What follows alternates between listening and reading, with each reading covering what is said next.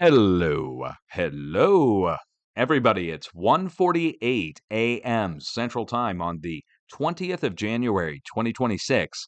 And I've got some breaking news. We've got a significant earthquake that was reported here in Illinois, which I felt here in St. Louis, Missouri, 100 miles away from where the earthquake epicenter is. And it's the first earthquake I've ever felt in my life.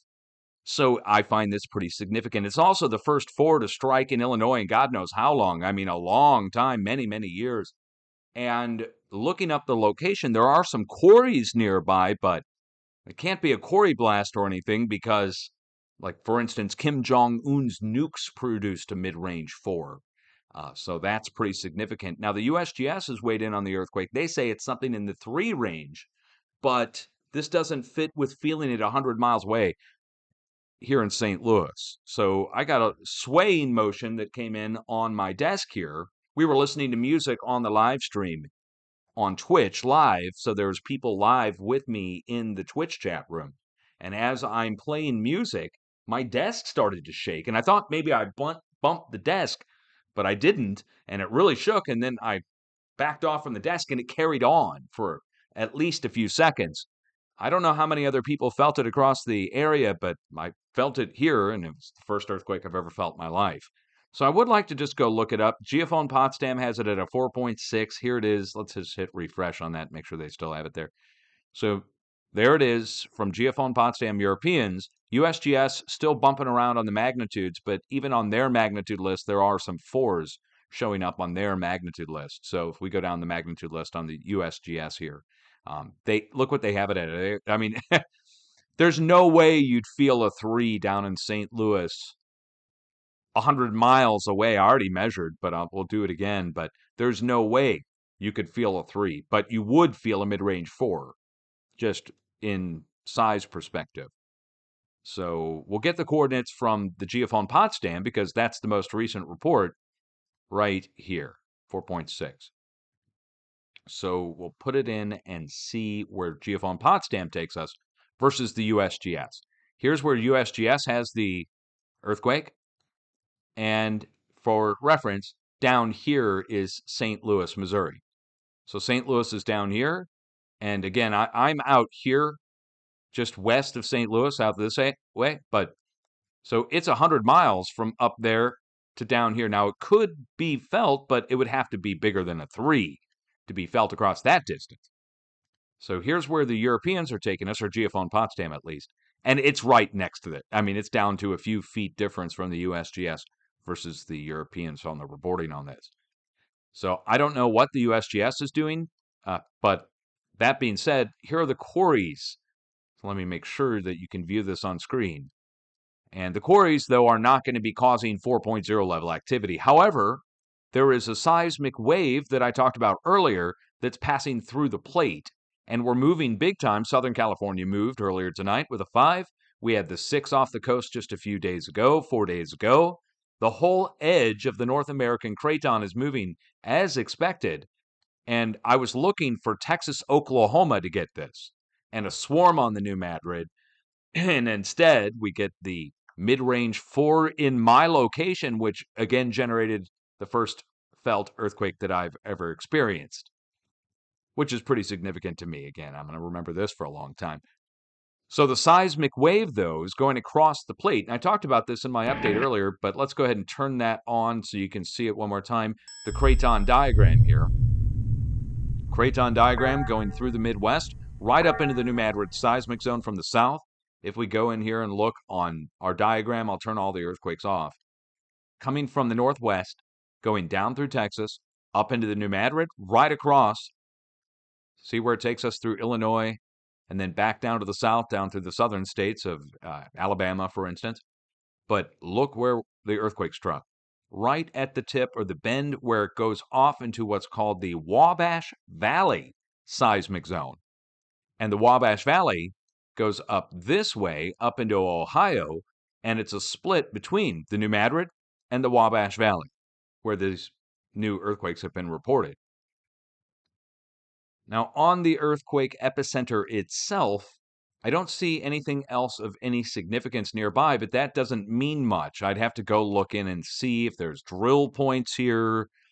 Illinois does have drill points more over to the east along the Indiana border. Over this way, I don't know of any oil or gas pumping operations directly at this spot. That does play into why earthquakes can strike at certain locations. We would have to inspect this location in detail to try and find out if anything of significance is there. That being said, there's maybe large high voltage power lines, old mines in the area as well that can exist. And I'll get detailed information on that over the next few days. But looking at the earthquake epicenter between two quarries makes sense. Seismic wave passing through the area, weak point at the surface, almost like a splitting of a rock can be done when you have perforations on the surface of the rock, but in this case, it would be quarries just precipitating the earthquake nearby. There could be other drill points, like I said, but as it stands, it's a significant earthquake here in the area. It's the first 4 or whatever you want to call it in the past 10 years, 15 years. It's been a long time. There's been 3s, but 4 in Illinois hasn't happened in a very long time. I want to say we have to go back maybe to 2012, a long time ago.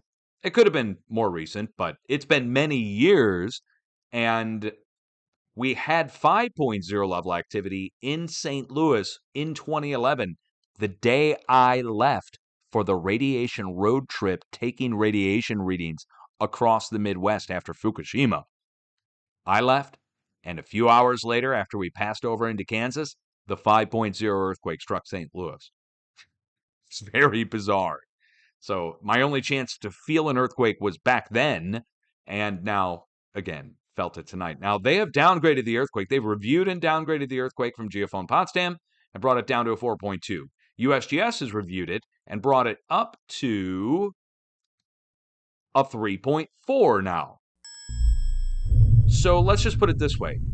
Something like a 4 struck here, and it was felt 100 miles away. I'm going to prove that to you. We'll get the USGS coordinates on this and put them in, and then I'll measure down to my approximate location within a few miles and prove to you that it's 100 miles. And that matters because I don't think that a 3 could be felt for 100 miles the way that I felt it here. Unless there was a separate earthquake that struck down here in St. Louis or something, but I doubt that. There's old coal mines down to the south along the river. In case you didn't know that, they go deep. Could be even a mine collapse that happened here. But again, we're out here. So you see we're at 89 miles. Okay, so Femos Age area is where I'm at. So right at 100 miles. And St. Louis, let's just downtown St. Louis is 75 miles. So that's just odd to have that small, quote unquote, of an earthquake felt across that distance, in my opinion. But then again, the basin shakes. This is a basin, well, a area between rivers that exists in sedimentary layers in the area here, just west of St. Louis, right along the rivers here.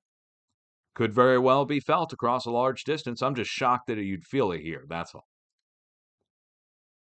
So if you're just now tuning in, a significant earthquake, a 4, they have now downgraded the earthquake again from GEOPHON Potsdam and brought it down to a 4.1. So we're just sinking and sinking and sinking. Whatever it is, it was felt for 100 miles, which is significant in my opinion. If you guys know of anything here nearby, please let me know. I suppose I should check one more time just to see because, I mean, there are things that are around the area, but we would have to look out a few miles. So as you go down this way, for instance, we've got like Air Force bases, we've got power stations, we've got nuclear power plants, all sorts of things. But I don't see anything directly around the earthquake epicenter that would draw my attention to it. If you guys know of any drill points or any oil pumping operations, you can privately message me, of course, if you guys know how to get a hold of me, and we'll look that up. You see stuff like this out there, though, that's for farming, just in case you're looking yourself. All right, I will save this as a video just to document it, And I don't think I'm going to put it out on YouTube yet. Well, maybe I should, because maybe other people felt it. We should go check the felt reports on the USGS page just to see. Well, okay, there's 144 felt reports. Hold on, hold on. On the official USGS page, there's 144 felt reports so far at, what is basically 1 a.m. here in the Midwest. So far, 144 felt reports from their official users. I don't even know. Contribute. You have to sign up for this. So only official people are signed up for this, I suppose, or at least people that they would allow to put a number on their site with. And 8.8 kilometer depth. They brought it up now to a 3.5. USGS has brought it up to a 3.5. And GEOPHON Potsdam is bringing it down to a 4.0. I guess maybe they're going to meet at 3.9. Wouldn't that be funny? So we'll finally get to the bottom of this on the magnitude, but it was felt for 100 miles, so that's a powerful 3.5 if it's felt for 100 miles. But I mean, I guess it's possible. I'm not going to doubt the professionals on whatever they come in on. I'll just leave it at that I felt my first earthquake, and whatever they come in on the magnitude is what it is, I suppose. That'll set the bar for what the future will be then, right? Okay, well, we'll see. I'm not going to doubt, or I'm not going to confirm or deny. All I know is that I felt something, and that's the most amazing thing ever. Making it to 49 years old, the magic number of 49. 4.9. Much love to everybody. I will get back to you if any more information becomes available on this earthquake. And one more time, we are expecting 4.0 level activity to go over to the East Coast. So we're looking for this to strike down off the coast of Florida, and we're looking for it to strike up at the border of Maine, Quebec, Vermont, and New Hampshire. So watch out up to the northeast for 4.0 level activity. It shouldn't be that big of a deal if it strikes out in the middle of nowhere. If it strikes in New Jersey or something, like below Trump's golf course that happened last year, a year and a half ago, then it'll matter. The biggest earthquake on the East Coast struck below the golf course there a year and a half ago. So it does matter where it strikes. If it strikes in the middle of nowhere, nobody notices. Don't forget to have an earthquake plan. My desk shook, but at least it's made of wood. If things started to really shake, I suppose I could get underneath it. Let's hit refresh on this one more time before we go and see where the professionals come in on the numbers. USGS still has it now at 3.5. On the feed, it still says 3.4 here. And GEOPHON Potsdam has left it at 4.1. So somewhere in the 4 range, felt across the Midwest. This will probably make the news here in the local area. It won't make international news, but it's on the edge of the New Madrid, so it's always something to pay attention to. If you see 4.0 level activity on the East Coast in the next day, 2 days, just understand this is where it came from. The wave is going across the plate. It's dropping off 4s along the way. All right. Peace out, guys.